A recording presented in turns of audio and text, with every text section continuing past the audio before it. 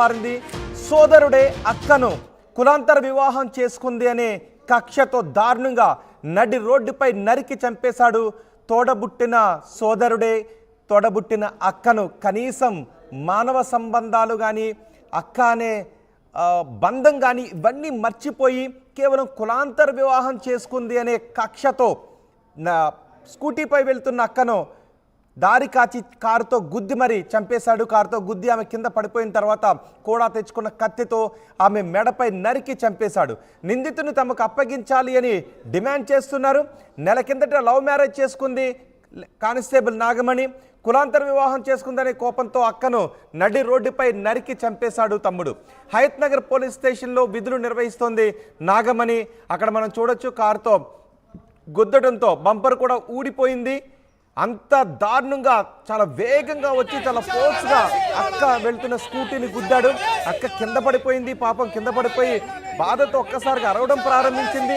ఎదురుగా యముడి రూపంలో తమ్ముడే ఉండటంతో ఆమె ఏం చేయాలో అర్థం కావడం లేదు. తమ్ముడు వద్దు వద్దు అని ఆమె వారించినా కూడా యముడి రూపంలో ఉన్న తమ్ముడు ఆమెను నిర్దాక్షిణ్యంగా అక్కనే బంధాన్ని కూడా మర్చిపోయి నరికి చంపేశాడు. రక్తం పంచుకు పుట్టిన తమ్ముడే రక్తం కళ్ళ చూశాడు దుర్మార్గంగా.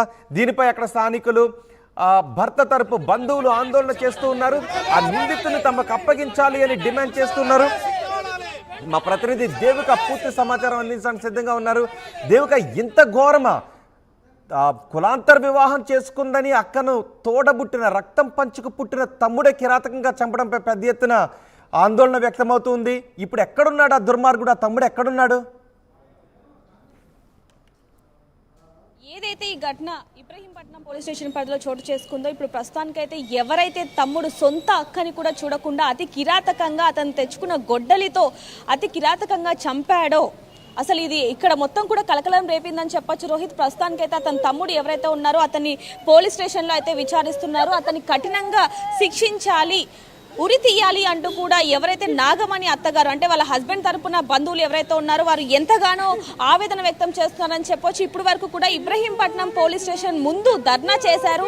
ఒకవైపు నుంచి చూసుకుంటే దాదాపుగా 15 నిమిషాల వరకు ధర్నా చేసినప్పటికీ పోలీసులు వచ్చి ఖచ్చితంగా మీకు న్యాయం చేస్తాము అంటూ కూడా కంప్లైంట్ ఇవ్వండి అంటూ కూడా ఇప్పుడే ఎవరైతే నాగమణి హస్బెండ్ వీళ్ళ బంధువులు ఎవరైతే ఉన్నారో వాళ్ళందరినీ కూడా లోపలికి తీసుకొని వెళ్ళడం జరిగింది. ఇప్పుడైతే ప్రస్తుతానికి నాగమణి అత్తగారు ఇప్పుడు మనతో ఉన్నారు, మామగారు కూడా ఉన్నారు. ఒకసారి వారితో మాట్లాడి తెలుసుకునే ప్రయత్నం కూడా చేద్దాం. ఒకసారి ఏ విధంగా ఉండేది ఏంటి అనేది కూడా.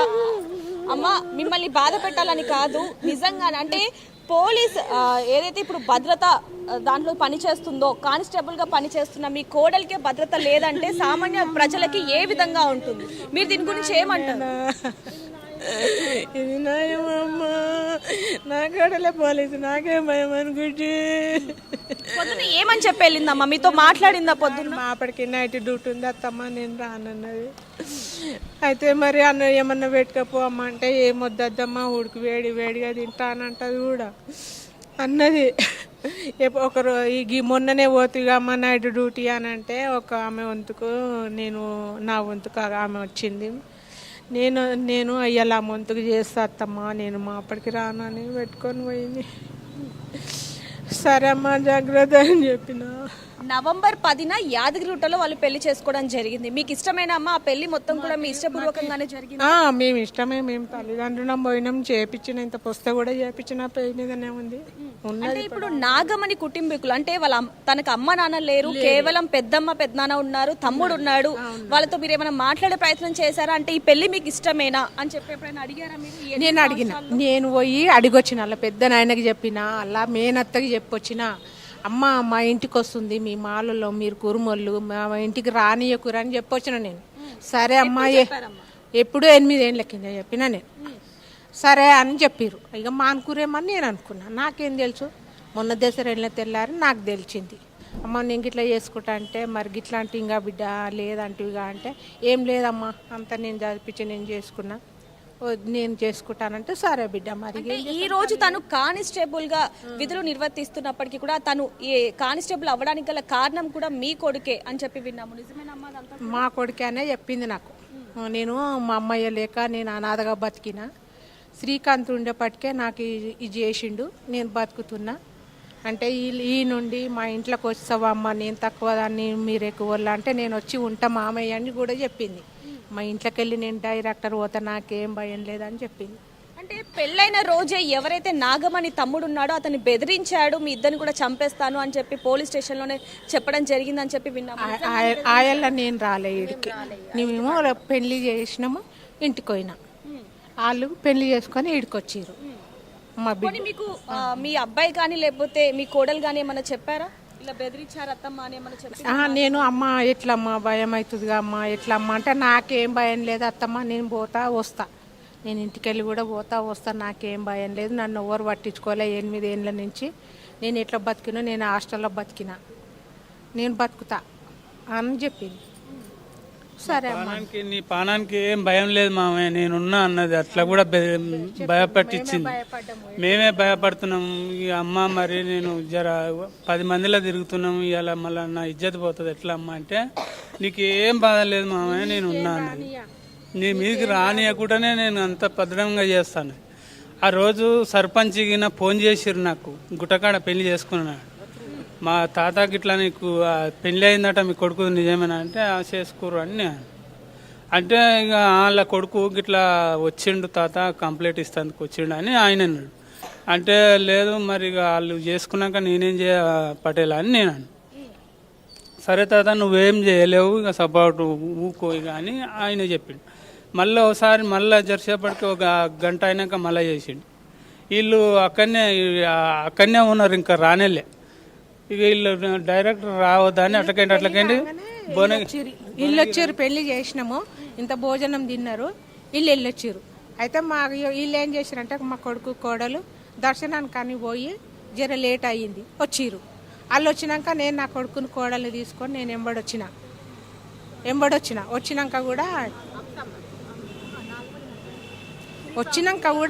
వచ్చినాక నేను ఇబ్రపట్నం వచ్చినాక మేము పిఎస్ కాడికి వేస్తాము, నువ్వు ఇంటికి పోతామ్మా అని అంటే మేము ఇంటికి వచ్చిన, వాళ్ళు ఈడికొచ్చారు. అంటే ఎప్పుడైతే వీళ్ళిద్దరికి కూడా వివాహం జరిగిందో అప్పుడే గనక ఇక్కడ నుంచి వెళ్ళిపోయి కొద్ది రోజులు ఎక్కడైనా బ్రతికుంటే గనక ఈరోజు నాగమణి బతికే ఉండేదని అనిపించిందా మీకు? ఇక ఇప్పుడు ఇట్లా చూస్తే అట్లా అనిపిస్తుంది. ఇప్పుడు చూస్తారు, మొన్న వచ్చిర్రు మా ఇంట్లో ఒక చిన్న నా పెద్ద కొడుకు పిల్లుంది, ఆ పిల్ల నాని అమ్మ ఉంటది, ఇక జర ఇట్లా చూసిపోతాం అత్తమ్మ అంటే సరే అమ్మ రావచ్చు మన ఇల్లే కదా అని. ఇన్ని రోజులు కూడా వేరే దగ్గర ఉండే కేవలం ఆదివారం రోజు మీ ఇంటికి ఆదివారం వచ్చిన కొలువు చేసుకుంటది, ఒక రోజు వస్తుంది, ఒక రోజు ఉంటది అక్కడ. నిన్న ఇక ఆదివారం ఇంటికన్నే ఉండే. ఈ రోజైనా నాగమణి మీకు చెప్పడం జరిగిందా, నాకు నా తమ్ముడితో మాట్లాడాలనిపిస్తుంది, లేదా నా తమ్ముడు నాకు ఫోన్ చేసి బెదిరిస్తున్నాడు, కనిపించాడు అని ఇలాంటివి ఏమైనా చెప్పిందా? ఏం చెప్పలే. మేమే చీకట్లో పోతుంటే అమ్మ నీకేమన్నా భయం అనిపిస్తుందా అమ్మ అంటే నాకేం భయం లేదు అత్తమ్మ అని చెప్పింది. సరే అమ్మ జాగ్రత్త అని చెప్తా ఊకుంటమ్మా. మరి ఇప్పుడు గిట్లా అయింది, ఎట్లా చేద్దాం? ఇప్పుడు మీకు ఎలాంటి న్యాయం కావాలమ్మా? ఇంకోటి, ఇప్పుడు మీ కోడలు చనిపోయింది, మరోవైపు చూస్తుంటే మీరు కూడా ఇందాక అనడం జరిగింది నా కొడుకుకు కూడా ప్రాణహాని ఉంది అని చెప్పి మీరు చెప్తున్నారు. కొడుకు కూడా ఇప్పుడు భయమే ఉంది. ఇప్పుడు నా కోడలనే చంపిరు, ఇప్పుడు నా కొడుకు ఏడంగా పోతే ఏడంగా చంపుతారు, మరి నాకు భయమే అనిపిస్తుంది, ఇప్పుడు భయం అనిపిస్తుంది. ఇప్పటిదాకా నాగమణి తమ్ముడు అయితే పోలీస్ స్టేషన్లో ఉండడం జరిగింది, ఇప్పుడు మీకు ఎలాంటి న్యాయం కావాలి? నా కొడుకు మీదకి ఏమి రావద్దు, నాకు ఎట్లా చేస్తారో ఇక నాకైతే తెలియదు. అతనికి ఎలాంటి శిక్ష పడాలి అంటే ఆయనకి రాకుండా చెయ్యరు, శిక్షణ పడాలి మేడం. రేపు నాడు నా కొడుకుని కూడా ఎప్పుడు చంపుతాడు, ఏడంగా చంపుతాడు. గిట్నే ఆదివారమే వస్తాడు మేడం, శనివారం నాడు వస్తాడు. అక్కడ సిటీలోనే ఉంటాడు కానీ ఇట్లా పోయి అట్లా వస్తాడు. గట్నే పిల్ల గురించి వస్తారు, ఏం చేస్తాడు అది న్యాయం జరపాలి. మీరు ఏం చేస్తారు?